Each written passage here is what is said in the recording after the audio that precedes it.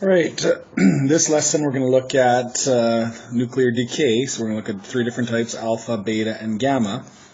But before we get to that, we'll kind of look a little bit of the history and what each of them are. First of all, Henry Becquerel, a French guy, was sort of the first to discover that uranium did some weird things. Basically what he found out was when it was in a closed drawer, and he happened to have some photographic plate in there, which is like film for old cameras. He found out that the uranium caused the plate to get exposed, and it made sort of a weird picture. So he assumed that the uranium was giving off some sort of radiation, kind of like visible light, and he was even able to show that a magnetic field could change the direction of that radiation.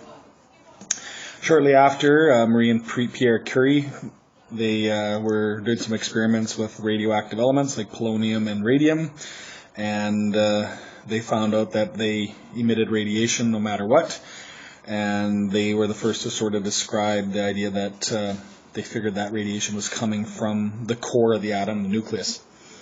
And Marie Curie ended up being more famous later on for dying due to radioactive exposure and cancers and things like that. So now we know that basically what's happening is any kind of radioactive decay is coming from an unstable nucleus. So the nucleus is not stable. It wants to sort of rearrange itself and change to try to get more stable. So that's what happens when we have a decay process.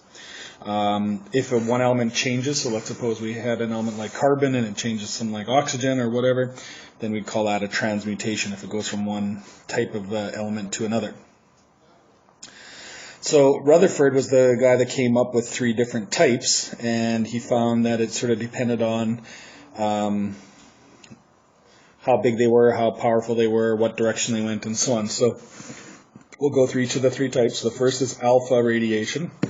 He found out that it was pretty minimal, and we already know, we've looked at alpha already, we know that it was the same as a plus 2 elementary charge, and he found that it was positive because in a magnetic field it deflected to the left. So if you look at this diagram at the bottom, if you put your thumb upwards, your B finger into the page, you can see your alpha particle then should go to the left if you're using your right hand. So it has to be a positive if it goes left, and he found that it was pretty weak. It could go through about a one piece of paper, and that's about it. Beta radiation he found was a little bit stronger, and it was negative, but it goes to the right, and it can go through like a thin sheet of aluminum. And then gamma radiation he found out that basically was super strong. It could blast through lead, and it could not be deflected. So alpha, we'll start with alpha. So alpha particles, remember we've been talking about these pretty much most of the year, and really we know that alpha particle is pretty much a helium nucleus. So we know that if it has 2 protons and 2 neutrons, it would be a helium-4. So what happens is, whatever the chemical is, when it gives off an alpha particle, what it's doing is it's ejecting the 2 protons and neutrons out of the original nucleus, which often will make it more stable, or it might even have to do this 2 or 3 times to get it more stable, but basically it's getting rid of this alpha particle or helium nucleus. We don't call it helium because there are no electrons, and it's not just natural helium. It's sort of a byproduct of the nuclear decay. So we know it's positive 2 charge, and we know then if the chemical is going to lose two protons and 2 neutrons, then likely the chemical is going to change, and we can just basically do similar to what a chemistry equation would look like, and all we have to do is balance the numbers. So let's look at this example. So we have 16877 iridium. So 77 is the atomic number of iridium, and if we have 168, so we know that if we take out an alpha particle, we basically just subtract the 2. So if we subtract 2, we know it's a 75 element, which is Re.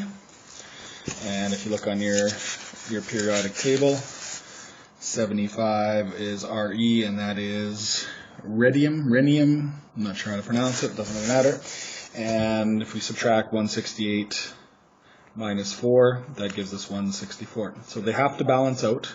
So you basically just have to make sure your total protons, total nucleons total up, and we call that the conservation of nucleons. So the total numbers always match. So you can see we started with iridium, so that was our parent nucleus, or our original amount. We take out the alpha particle, and we're left over with a daughter nucleus, which was the 164.75 iridium. So during this process, if we took the total mass of the daughter nucleus plus the total mass of the alpha particle, we actually get less mass than what we started with. And the reason for that is, to do that reaction, we had to convert some of the mass to energy. So we talked about this in the last topic, where we get a mass defect. So every time it undergoes a reaction, it's going to lose a little bit of mass because that mass was used up as energy to do the conversion. And we can actually still follow conservation momentum, all those kind of things, all those rules still apply. So let's do another one. Let's do uranium-238. So that means we have 238 uranium. And if we look on the periodic table, uranium is 92. So we know that it's going to give off an alpha particle, so that would be our 4,2 helium. And then we know the rest of it is going to be the difference. So 238 minus 4 would be 234. 92 minus 2 is 90. So we know then it changes to thorium. So we'd have 234, 90 thorium. And that's it. So alpha decay, pretty simple. Just balance your numbers, and that's all. So we end up usually changing to an element that's 2 less on there on the periodic table. So now we'll go through beta decay. So beta decay, there's 2 different types, positive and negative. Negative is the most common, but positive does happen once in a while, so we have to look at that too. And basically what happens is we're not removing neutrons and protons like we are with alpha decay, but what happens is in a beta negative decay is one neutron actually splits up into a proton and an electron. So the total masses, if we look at the total masses, remember a neutron was slightly bigger than a proton, and some of that difference is due to the electron sort of being added on. So some scientists think a neutron is basically just a proton electron merged together, which so our charge neutralizes and our mass would end up being slightly bigger. So because it ends up being changed into a proton, we end up getting one more proton in the reaction, and then we get this extra electron that gets ejected, and it gets ejected as just like a regular electron, but because it wasn't original, it was conceived, we call it a beta particle, and we write that as -1, 0 beta. So the -1 takes care of the charge and the fact that we're gaining a proton, and then the 0 just means there are no protons or neutrons in that ejected electron. So the only, let's go back here. So we look at this example.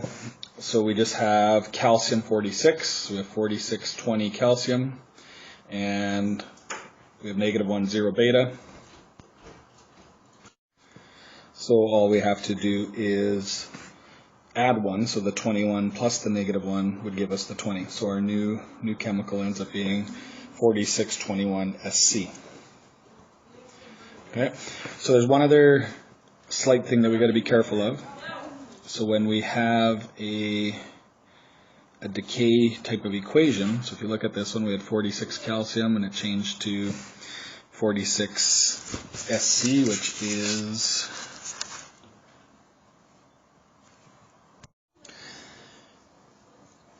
so we get the 4621 scandium. So then we got to be careful of, if we worry about conservation of momentum, what ends up happening is that ejected electron ends up moving in one direction. So let's sort of picture our calcium being an original stationary element, and when it undergoes chemical reaction, it changes to scandium, and we get one electron being emitted. So using conservation of momentum, that means there had to be something going the other way to balance things out. So what they found out was there is a small particle that accounts for the mass difference, and that particle ends up being neutral, so they call it a neutrino. And in this case, we call it an antineutrino, and we're going to get to that a little bit later on, but we write it as, we just say that there's some sort of neutral particle that has a speed going in a certain direction, so we just write it as a v, velocity of some neutral object. We put a little slash over it to indicate that it's an antineutrino. So the neutron then goes from a neutron to a proton, an ejected electron plus this antineutrino. So the other type is beta positive decay. And in beta positive decay, basically the exact same process occurs, except it's the opposite signs. So we start with a proton, and it splits up into a positron, which is like an electron but positive, and a neutrino as well. So in terms of the chemical reaction, you basically do it exactly the same way, except your beta positive particle, you just write it as a 0 and plus 1, so when you do the math on it, you would subtract one number from your periodic table. So if we go through this example, we got potassium 40, so we'd write that as 40K19. And if we go through beta positive decay, so we get our beta with a 1, 0, so we know then the original, or the daughter element has to be 4018 argon. So the 18 plus 1 would add up to the 19, and then we write our neutrino, which is just a V. So the difference is, in beta positive decay, we get a neutrino being emitted, and in beta negative decay, we get an antineutrino. And the anti just means it's sort of like the opposite type of particle. And we're going to get into that in the next chapter, so you don't have to worry about it too much just yet. And our last type is gamma decay. And gamma decay is the exact same thing as we talked about earlier, but where it's just EMR radiation. So gamma was our highest frequency, highest energy of EMR radiation. So what happens is when we do alpha and beta decay questions or scenarios, kind of think of the nucleons, the protons and neutrons being all jumbled up, so they get sort of scrambled up, and some of them get emitted and changed and so on. So then during the process of getting those to be reformed into a nucleus again, a burst of energy is given off. So every time they get sort of rearranged, some of the mass gets lost and gets changed to energy.